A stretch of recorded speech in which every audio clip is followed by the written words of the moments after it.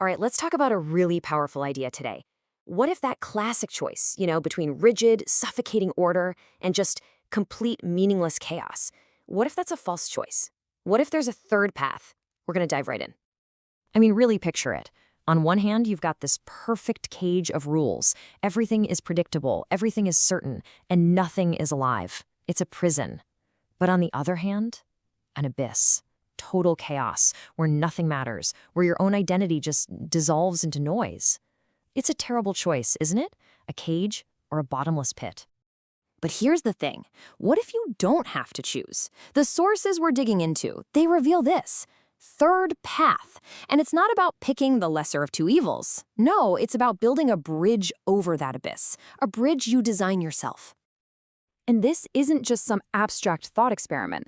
We're talking about a cosmic war for the soul of reality itself. I mean, look at this. On one side, you've got the forces of absolute perfect order. On the other, pure, untamed chaos. These are the two great poles pulling existence apart. So let's start with the first one, the side of order. Okay, so here we are. Pole number one, the perfect cage. It sounds tempting, right? A world where everything is perfectly under control. But it's also terrifying. So what's the goal here? Well, it's to get rid of everything messy. Chance, freedom, change, all of it. The idea is to calcify existence, to literally turn the entire beautiful, chaotic universe into one single, perfect, and totally unchangeable equation. It's a cosmic prison of perfect reason. And in a place like that, yeah, everything is predictable.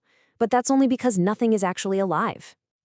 And believe me, this isn't just a theory. This is what it looks like in practice. This is Apocalypse. It's the physical embodiment of that whole philosophy.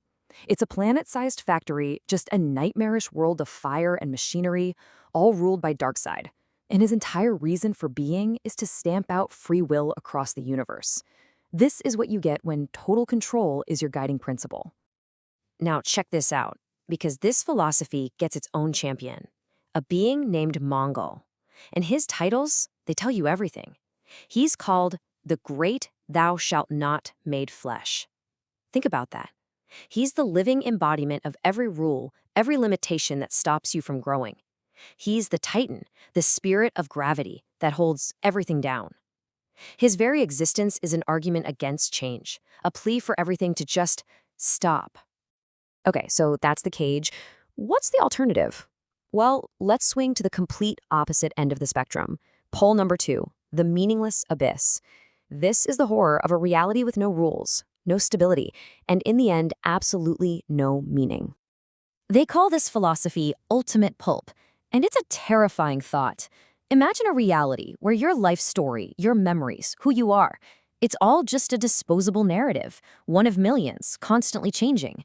In a world like that, there's no such thing as truth, because everything is temporary. Meaning just evaporates. And yeah, you guessed it, this idea has a champion too, a being called the Continuist. And this quote says it all. Stability is the one true blasphemy. For this guy, having a solid fixed identity is the ultimate sin. The only thing that matters is constant, pointless change. So this sets up a huge philosophical clash. On one side, you have Sinos the Pale Cynic. He's all about the negation of life. He believes striving is pointless, and that real wisdom, it's found in stillness, in death. But facing him is Pan the Wild One, who is the complete opposite. He's all about the violent, creative, chaotic force of life itself. And the cynic's view is dark. He basically says, I have proven your creation is most divine when it is dead. He's arguing that existence is at its most perfect when it just stops. That a corpse is more divine than a living person because it's finally still. It's a pretty compelling reason to just give up. But Pan's retort is just incredible. He screams back, the will to power is an acid that melts all glass coffins. Wow, that's the voice of life fighting back. He's saying there's this raw, innate force in everything, a will to grow, to become more, and it's powerful enough to shatter any prison, any argument for giving up. So there you have it, the perfect cage on one side, the meaningless abyss on the other. Stagnation or chaos. What do you do? Well, this is where that third path comes in. the path of self-creation. And at the heart of this path is a concept called the Übermensch, or the Overman. Now, it's really important to get this right. This is not about compromise. It's not finding a happy medium. The Übermensch is someone who completely transcends that false choice by creating their own values and throwing out all the old, inherited rules. So, where does someone get the right to do that, to just make up their own rules? Well, the sources say this power comes from the most primal law in the entire universe, a law from the first world, before order and chaos were even a thing. And that law is instinct is the root of all divine law.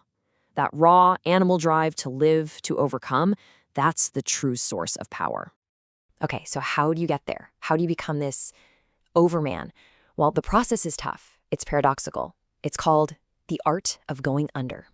This is the key to the whole thing. The German word is Untergang, the going under. And this is absolutely crucial.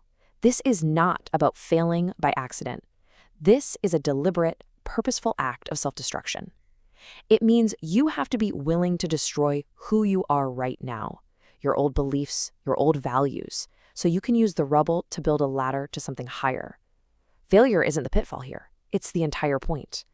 So we can break this process down into 3 steps. Step 1, you have to reject that false choice. Just refuse to play the game of cage versus abyss. Step 2, you embrace self-destruction. You have to actively tear down the version of you that was built by society, by your family, by old rules. And finally, step 3, you create from what you've consumed. From those ashes, you build a new, stronger self, and you affirm life with what's called a greater, wilder yes. So let's put it all together. This third path, it's not a compromise. It's not about being a little bit of this and a little bit of that. It's an act of pure, powerful creation. It's about staring into that abyss between 2 terrible options and having the guts to say, no, I'm building my own way across. I'm building my own bridge. And that really leaves us with one last big question. A question for you. If becoming who you're meant to be requires destruction, what part of yourself do you have to let go of? What old belief, what inherited rule, what piece of your past has to be torn down so you can build your own bridge?